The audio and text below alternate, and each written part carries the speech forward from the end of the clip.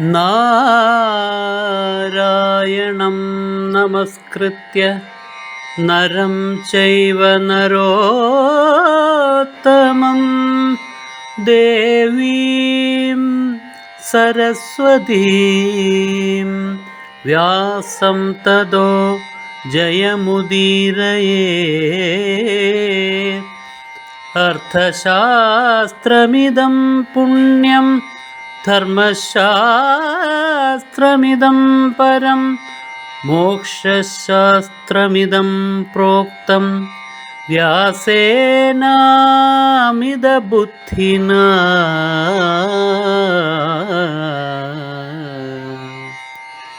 ചതുർവർഷശതായുർമേ ഭർത്താ ലബ്ധശ്ച സത്യവാൻ.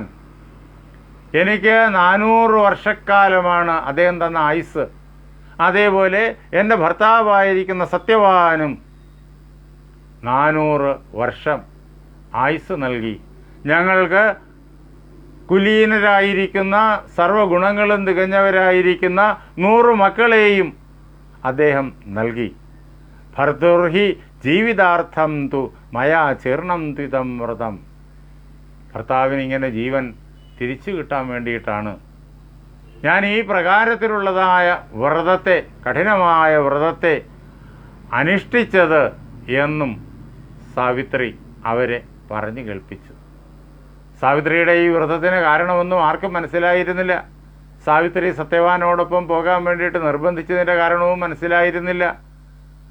അത് കഴിഞ്ഞ് സംഭവിച്ചതിൻ്റെ കാരണങ്ങളും മനസ്സിലായിരുന്നില്ല. പക്ഷേ ഇപ്പോൾ സാവിത്രി ഇതെല്ലാം പറഞ്ഞു കഴിഞ്ഞപ്പോൾ അവർക്കെല്ലാവർക്കും പിടികിട്ടി. അതിൻ്റെ ഈ വാക്കുകളെല്ലാം പരമസത്യമാണ് എന്നതിൻ്റെ അവരുടെ പ്രത്യക്ഷമായ ഉദാഹരണമാണ്, തെളിവാണ് ദ്യുമത്സേനന് അവിചാരിതമായിട്ട് അപ്പോൾ തന്നെ ആ കാഴ്ച വീണ്ടും കിട്ടിയത്. ഏതത് സർവം മയാഖ്യാതം കാരണം വിസ്തരേണവ. സാവിത്രി ആ സജ്ജനങ്ങളോടും അതേപോലെ തന്നെ തൻ്റെ ശ്വശുരുവിനോടും പറയാണ്, എല്ലാ കാര്യങ്ങളും ഞാൻ സത്യസന്ധമായി പൂർണ്ണമായി വളരെ വ്യക്തമായി ഇതാ വിസ്തരിച്ച് തന്നെ നിങ്ങളോടിതാ പറഞ്ഞു കഴിഞ്ഞിരിക്കുന്നു. യഥാവൃത്തം എങ്ങനെയാണോ നടന്നത് അതേ പ്രകാരത്തിൽ ഒരു മാറ്റവും കൂടാതെ ഞാൻ പറഞ്ഞു കഴിഞ്ഞിരിക്കുന്നു. അങ്ങനെ ഇതെല്ലാം സുഖോദർക്കമായി കഴിഞ്ഞു. എല്ലാം വളരെയേറെ സുഖം പകരുന്നതിന് കാരണമായി കഴിഞ്ഞു. ആ വ്രതമെല്ലാം എനിക്ക് സുഖകരമായിട്ട് തന്നെയാണ് അനുഭവപ്പെട്ടത്. എനിക്ക് ദുഃഖകരമായിരുന്നത് ഭർത്താവിന് ആയുസ് ക്ഷീണമാണ് എന്നുള്ളതായ അറിവ്. അതെനിക്ക് ദുഃഖകരമായിരുന്നു. ദുഃഖം മഹൻ മമ. എൻ്റെ ജീവിതത്തിലെ ഏറ്റവും വലിയ ദുഃഖം അതായിരുന്നു. സത്യവാൻ്റെ ആ ചെറുപ്പത്തിലെ തന്നെയുള്ളതായ ആയുർ നഷ്ടം അതെന്നെ ദുഃഖിപ്പിച്ചു. ആ ദുഃഖത്തിൽ നിന്ന് മോചനം നേടുന്നതിന് വേണ്ടിയിട്ടാണ് ഞാൻ ഈ കഠിന വ്രതങ്ങൾ ചെയ്തത്. വ്രതങ്ങൾ കഠിനമാണെങ്കിലും ലക്ഷ്യം വളരെ മഹനീയമാകൊണ്ട്, ഭർത്താവിൻ്റെ ആയുസ് തിരിച്ചു കിട്ടുക എന്നുള്ളതാകൊണ്ട് ആ വ്രതങ്ങളൊന്നും തന്നെ എന്നെ വേദനിപ്പിച്ചില്ല. ആ വ്രതങ്ങളെല്ലാം എനിക്ക് സുഖകരമായി തന്നെ തോന്നി. ഇപ്പോൾ അതെല്ലാം നമുക്ക് എല്ലാവർക്കും സുഖകരമായി തന്നെ പരിണമിച്ചും കഴിഞ്ഞിരിക്കുന്നു എന്ന് സാവിത്രി സത്യവാൻ്റെ മുന്നിൽ വെച്ച് എല്ലാ ഋഷിമാരോടും അതേപോലെ തന്നെ ദ്യുമത്സേനോടും ആ മാതാവിനോടും സത്യവാൻ്റെ അമ്മയോടും വ്യക്തമായി പറഞ്ഞു. തുടർന്ന് അടുത്ത അധ്യായത്തിൽ 299 അധ്യായത്തിൽ, ഇത് വനപർവ്വത്തിലുള്ള അധ്യായമാണ്, 299 അധ്യായത്തിൽ ഈ പറഞ്ഞ കാര്യങ്ങളെല്ലാം ഭംഗിയായി നടന്നു എന്ന് വ്യാസഭഗവാൻ മാർക്കണ്ഡേയൻ പറഞ്ഞു കേൾപ്പിച്ചതിനെ നമുക്ക് കേൾപ്പിച്ചു തരികയാണ്. മാർക്കണ്ഡേയൻ യുധിഷ്ഠിരനോട് പറഞ്ഞു, യുധിഷ്ഠിര, സത്യവതിയുടെ ഈ തപോബലത്താൽ ആ 2 കുടുംബത്തിൻ്റെയും സർവ ക്ലേശങ്ങളും തീർന്നു. ദ്യുമത്സേനന് കാഴ്ച കിട്ടി, സത്യവാന് ആയുസ് തിരിച്ചു കിട്ടി. ഒന്ന് മാത്രമല്ല, 400 വർഷത്തെ ആയുസ് കിട്ടി. പോരാത്തതിന് ദ്യുമത്സേനന് ഉടനെ തന്നെ യാതൊരു പരിശ്രമവും കൂടാതെ രാജ്യം തിരിച്ചു കിട്ടി, രാജ്യ ആധിപത്യം തിരിച്ചു കിട്ടി. അതേപോലെ സാവിത്രിയുടെ പിതാവിന് അശ്വസേനന്, അശ്വപതി എന്നാണ് അദ്ദേഹത്തിൻ്റെ പേര്. അശ്വപതിക്ക്, മധുരദേശത്തെ രാജാവാണ് അദ്ദേഹം, മധുരാധിപനായ അശ്വപതിക്ക് കരുത്തന്മാരായിട്ടുള്ള മക്കളും ലഭിക്കുകയും ചെയ്തു. അങ്ങനെ സാവിത്രിയുടെ തപസ് സഫലമായി തീരുന്നതിന് വളരെ വിശദമായിട്ട് മാർക്കണ്ഡേയൻ യുധിഷ്ഠിരനെ കേൾപ്പിക്കുന്നത് വ്യാസവാക്യമായി നമുക്ക് അനുഗ്രഹദായകമായി കേൾക്കുവാനും കാണുവാനുമായും സാധിക്കുന്നു.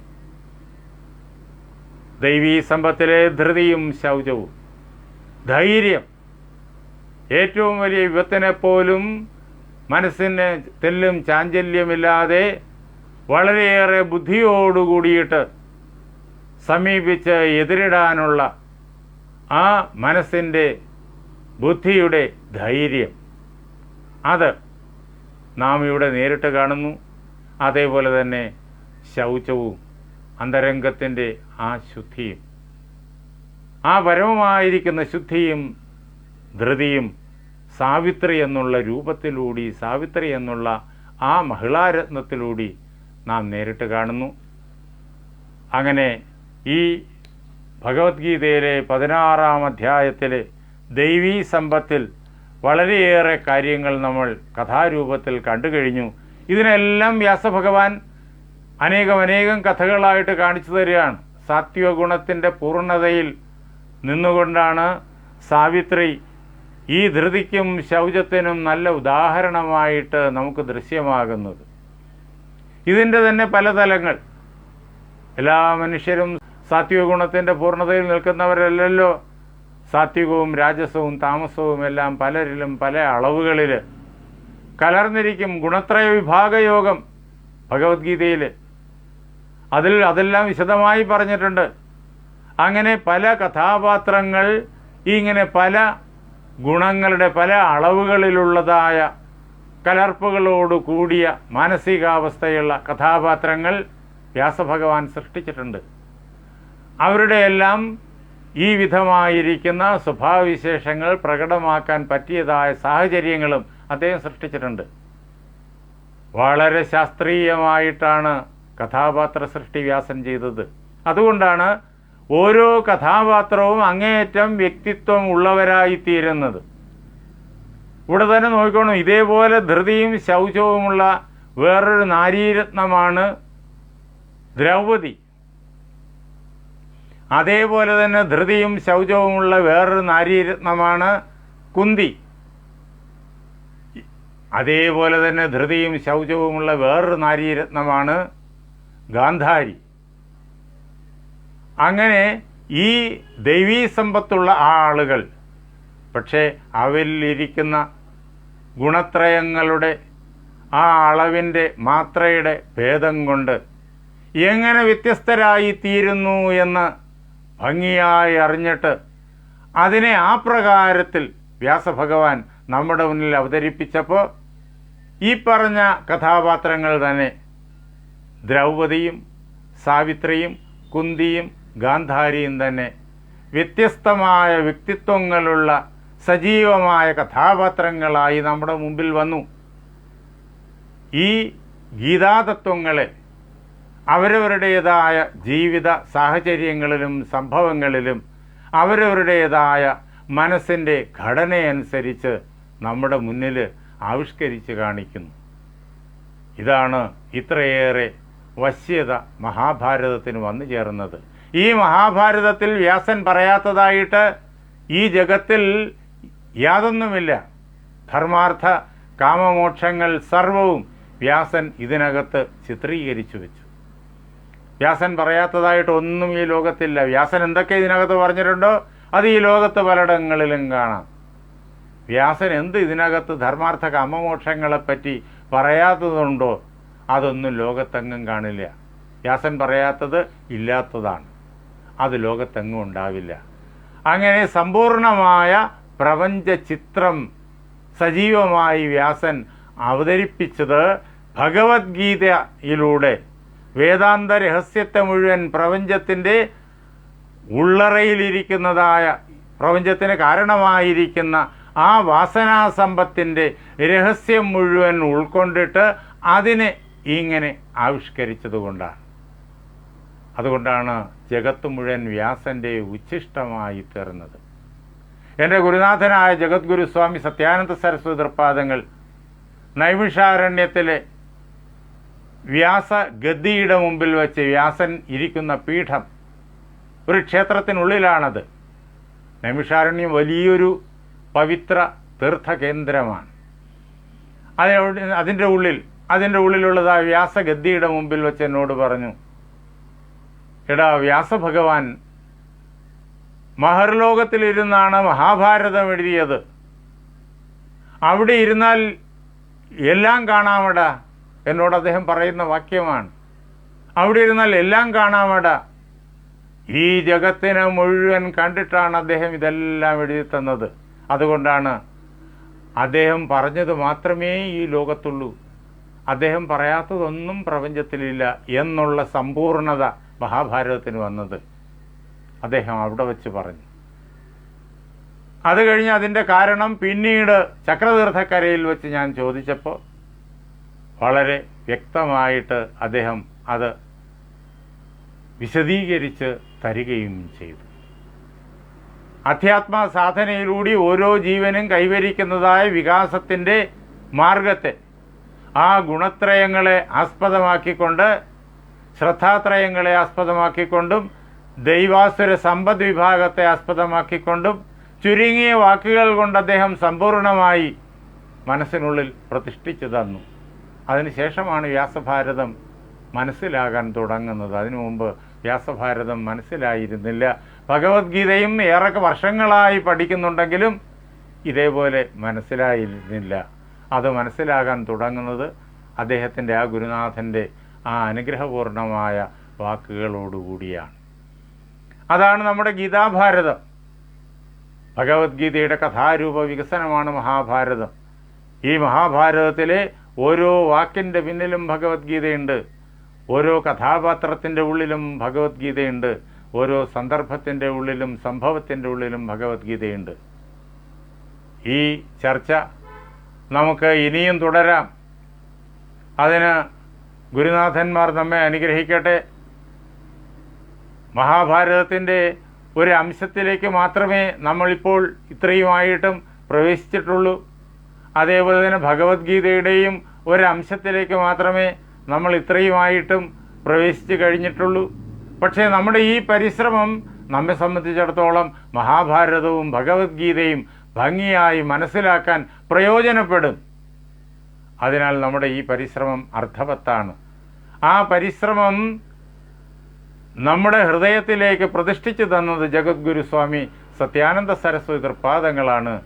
അത് 1998 മെയ് മാസത്തിൽ അവിടെ ചക്രതീർത്ഥത്തിന് തൊട്ടടുത്തുള്ള വ്യാസഗദ്ദിയുടെ മുന്നിൽ വെച്ച്. അത് നമുക്ക് ഇനിയും തുടരാം. ഇനി സാങ്കേതികമായ പല പല അത്യാവശ്യ കാര്യങ്ങൾ ഉള്ളതുകൊണ്ട് എൻ്റെ ഗുരുനാഥൻ്റെ ജീവചരിത്രം ഞാൻ എഴുതിക്കൊണ്ടിരിക്കുകയാണ്. അത് ഹിന്ദു വിശ്വയിൽ കഴിഞ്ഞ 2 വർഷത്തിലേറെയായിട്ട് ഖണ്ഡശ പ്രസിദ്ധീകരിച്ചു കൊണ്ടുമിരിക്കുന്നു.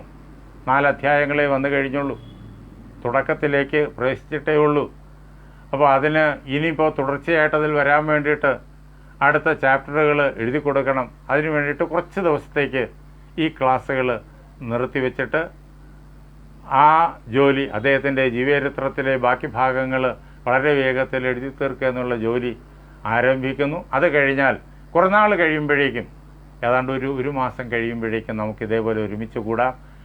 സത്യാനന്ദ സംസ്കൃതി എന്നുള്ളത് ആ യൂട്യൂബ് ചാനലിൽ ഇതുവരെയുള്ള എല്ലാം കിടപ്പുണ്ട്. കഴിഞ്ഞ കോവിഡ് ആരംഭിച്ചത് മുതൽ സത്യാനന്ദ സംസ്കൃതി എന്നുള്ള യൂട്യൂബ് ചാനൽ പ്രവർത്തിച്ചു തുടങ്ങി. അന്ന് തൊട്ട് എല്ലാ ദിവസവും നമ്മുടെ മഹാഗ്രന്ഥങ്ങളെ ആസ്പദമാക്കിയുള്ള ഓരോ ഭാഷണം അതിനകത്ത് ഇടുന്നുണ്ട്. എല്ലാ ദിവസവും ഇടുന്നുണ്ട്, മുടങ്ങാതെയുണ്ട്. കഴിഞ്ഞ 1 വർഷത്തോളമാകുന്നു ഈ ഗീതാഭാരതം തുടങ്ങിയിട്ട്. ഗീതാഭാരതത്തിൽ പറഞ്ഞ ചില കാര്യങ്ങളെല്ലാം അതിനു മുമ്പ് ചില പ്രത്യേക ഭാഷണങ്ങളിൽ ഇട്ടിട്ടുണ്ട്. പക്ഷേ ഗീതാഭാരതം എന്നുള്ള ഈ ചർച്ച ആരംഭിച്ചിട്ട് ഏതാണ്ട് 1 വർഷത്തോളം ആകുന്നു.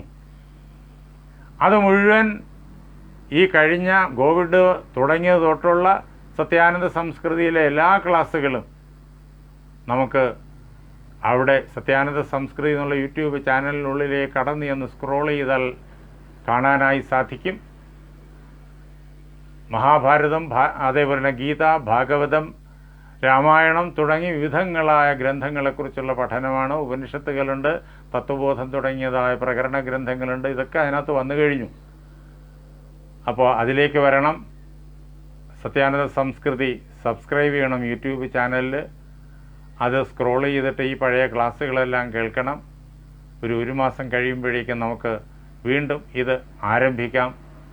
എല്ലാവരും അതിനു വേണ്ടിയിട്ട് അനുഗ്രഹിക്കണം എന്ന പ്രാർത്ഥനയോടെ എൻ്റെ വാക്കുകളാകുന്ന പൂജാപുഷ്പങ്ങൾ പാർവതീ പരമേശ്വരന്മാരുടെ പാദങ്ങളിൽ, ശ്രീരാമസീത ആഞ്ജനേയന്മാരുടെ പാദങ്ങളിൽ, എൻ്റെ ഗുരുനാഥനായ ജഗദ്ഗുരു സ്വാമി സത്യാനന്ദ സരസ്വതി തൃപ്പാദങ്ങളിൽ, എൻ്റെ പരമഗുരുവായ ബ്രഹ്മശ്രീ നീലകണ്ഠ ഗുരുപാദരുടെ പാദപങ്കജങ്ങളിൽ, നിങ്ങളുടെ ഓരോരുത്തരുടെയും ഹൃദയത്തിൽ വിളങ്ങുന്ന ഗുരുനാഥൻ്റെ പാദപങ്കജങ്ങളിൽ, വ്യാസഭഗവാന്റെ പാദപത്മങ്ങളിൽ, ആ ധന്യമായ സങ്കല്പം കൊണ്ട് പവിത്രമായിരിക്കുന്ന നിങ്ങളുടെ ഹൃദയങ്ങളിൽ പൂജാപുഷ്പങ്ങളെന്നോണം സമർപ്പിച്ചുകൊള്ളുന്നു.